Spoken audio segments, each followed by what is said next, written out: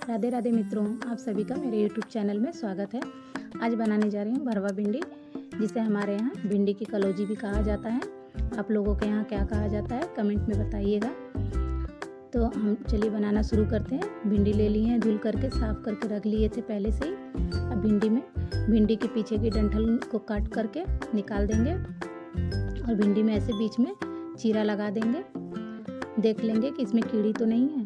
सभी भिंडियों में इसी तरह से बीच में से चीरा लगा करके सारे भिंडियों को देख लेंगे अच्छी तरह से। देखिए सभी भिंडियों में चीरा लग गया है। अब चलिए भरने के लिए मसाला तैयार करते हैं। प्याज मैंने पहले से छोटे छोटे कट करके रख लिए थे। लहसुन ले लिए हैं। कलौजी में लहसुन डालने से थोड़ा स्वाद और बढ़ जाता है कलौजी का। तो लहसुन ले लेंगे, हरी मिर्च ले लेंगे, हल्दी ले ली है, लाल मिर्च पाउडर ले लेंगे, कलौंजी मसाला पाउडर ले लिए हैं, जिसे हमारे यहाँ पचफोरन मसाला भी कहते हैं। लाल मिर्चे का अचार ले लिए हैं, 2 लाल मिर्चे का अचार ले लेंगे। ये सबसे ज़्यादा ज़रूरी चीज़ रहती है, इससे थोड़ा सा और चटपटा बनता है। तो 2 भरे मिर्चे का अचार ले लेंगे, इसको ऐसे तोड़ तोड़ करके डाल देंगे। अगर आपके पास भरे मिर्चे का अचार नहीं है तो आप अमचूर पाउडर भी डाल सकते हैं या नींबू का रस भी डाल सकते हैं। नमक ले लेंगे स्वाद अनुसार। सरसों का तेल डाल देंगे। सरसों के तेल में ही कलौंजी बनाते हैं। तो सरसों का तेल डाल दिए हैं थोड़ा सा, और सभी मसालों को हाथों से इस तरह से मिक्स कर लेंगे। देखिए सभी मसाले अच्छी तरह से मिक्स हो गए। अब चलिए भिंडियों में जो चीरा लगा करके रखे थे उन भिंडियों को भर लेते हैं।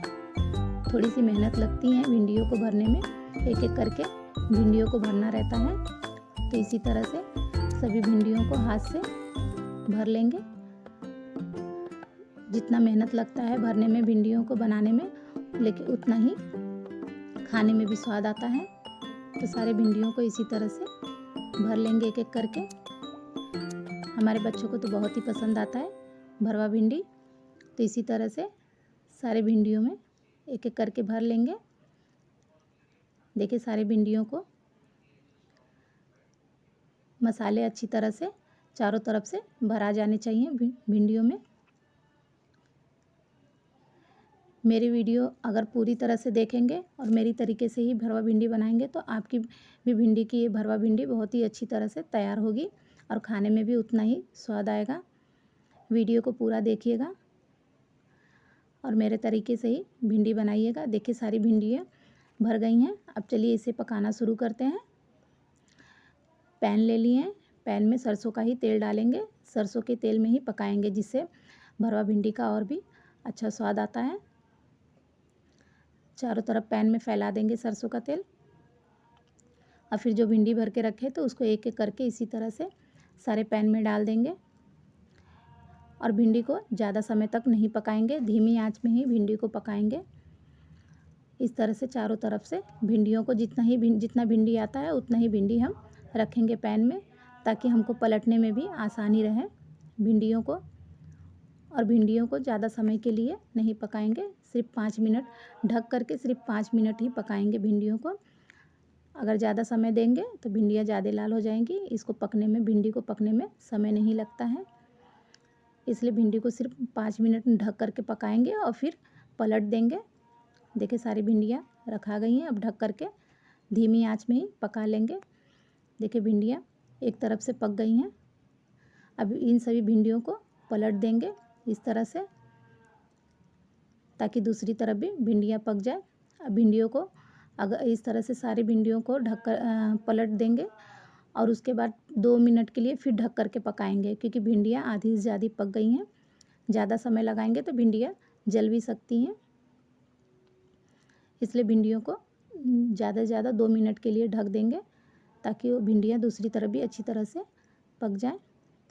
इस तरह से सभी भिंडियों को पलट देंगे।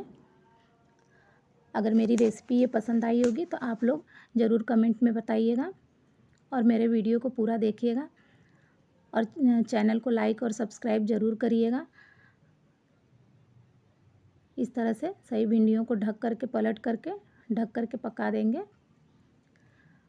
और मेरे तरीके से बना करके देखिएगा और फिर बताइएगा कमेंट में कि कैसी लगी आपको मेरी ये रेसिपी।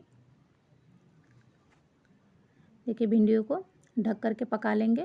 देखिए भिंडियाँ अच्छी तरह से पक गई हैं। भिंडियाँ अच्छी तरह से पूरी तरह से पक गई हैं। ज़्यादा समय के लिए नहीं पकाएंगे भिंडियों को। अगर मेरी रेसिपी ये पसंद आई होगी तो मेरे चैनल को लाइक और सब्सक्राइब ज़रूर करिएगा। राधे राधे।